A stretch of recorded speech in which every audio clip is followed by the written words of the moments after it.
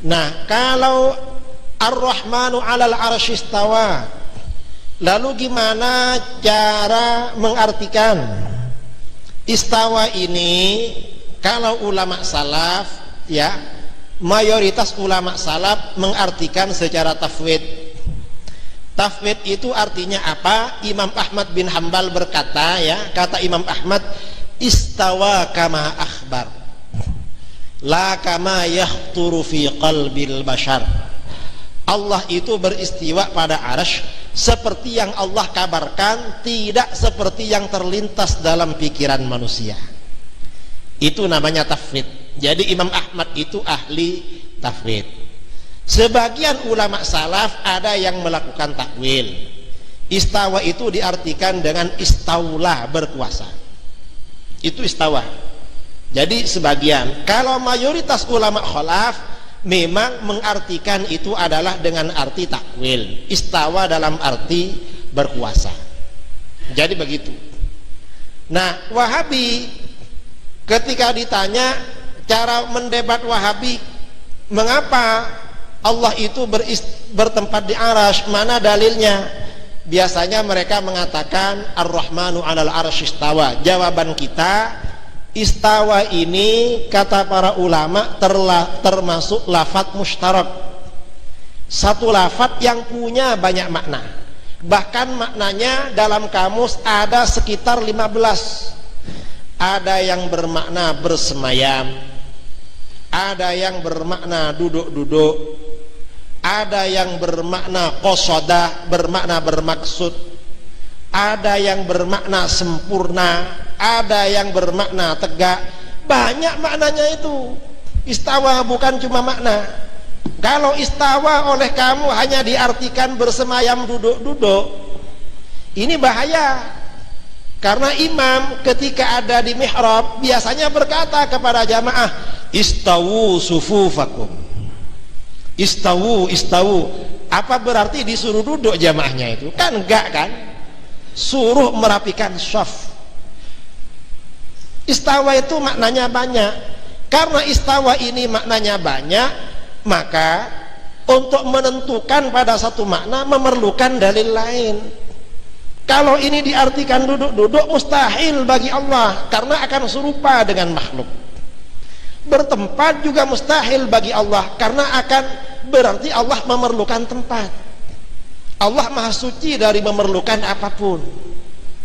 Makanya oleh para ulama ini diartikan berkuasa atau istawa dalam arti Allah yang mengetahui saja, kita gak tahu. Kira-kira begitu.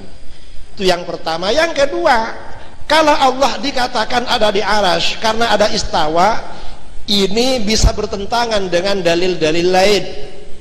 Karena dalam ayat lain Allah berfirman, wa huwa ma'akum aynama kuntum. Allah bersama kamu dimanapun kamu berada. Kita sekarang ada di mana? Ada di mana ini namanya? Ada di aula kan? Tuhan bersama kita dimanapun kita berada. Loh, katanya di arasy, kok bersama kita? Biasanya Wahabi jawab, itu ditakwil itu. Gimana takwilannya? Allah tahu dimanapun kamu berada. Ya berarti istawa, kalau begitu ditakwil juga. Allah berkuasa pada arasy. Loh, kalau istawa gak boleh ditakwil, kalau ini ditakwil. Lah berarti namanya kamu ngarang kalau begitu. Mana dalil yang menunjukkan istawa gak boleh ditakwil?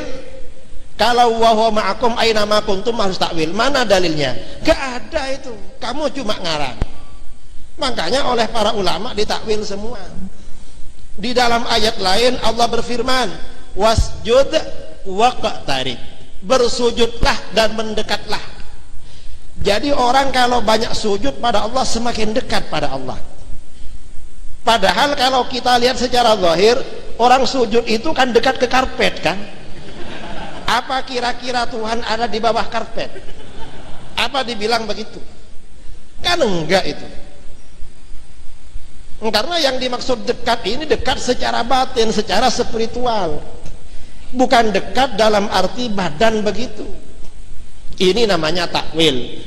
Atau di dalam ayat lain Allah berfirman ya, ketika bercerita Nabi Ibrahim, inni dzahibun ila rabbi sayahdin, aku pergi menuju Tuhanku yang akan memberiku petunjuk.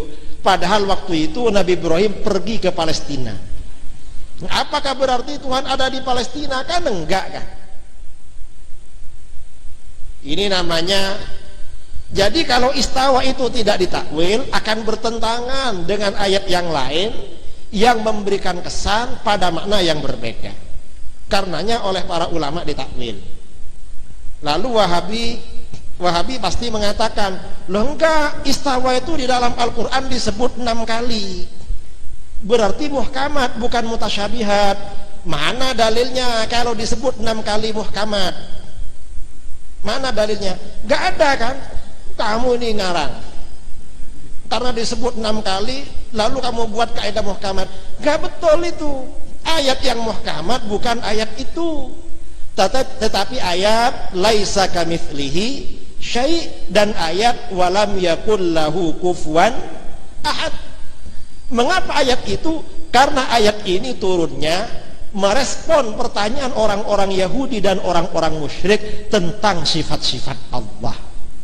Dalam kitab-kitab tafsir, orang musyrik bertanya, unsub lana rabbak, Muhammad terangkan sifat Tuhan kamu.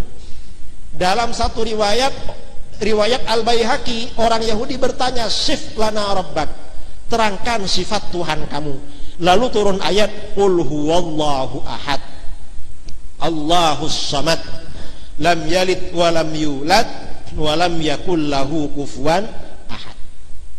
Karena itu kata para ulama, kaidah pembicaraan tentang sifat-sifat Tuhan harus kembali kepada surat Al-Ikhlas, bukan kepada yang lain.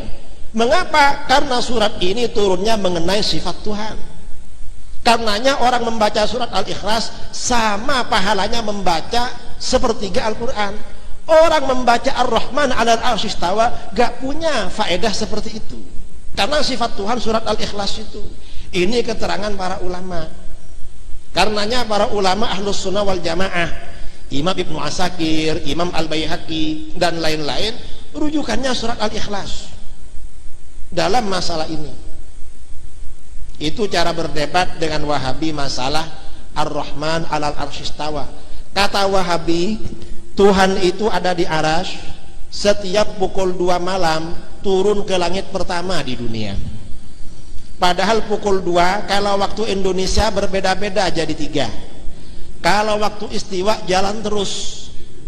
Wahabi ditanya, itu Tuhan turun pukul 2 ikut waktu daerah mana? Kata mereka, ya turun teruslah. Lalu kalau turun terus naiknya kapan? Mengapa gak dibilang di langit saja bukan di arasy? Katanya turun terus. Mereka ini bingung memang. Tidak logis ajaran Wahabi itu.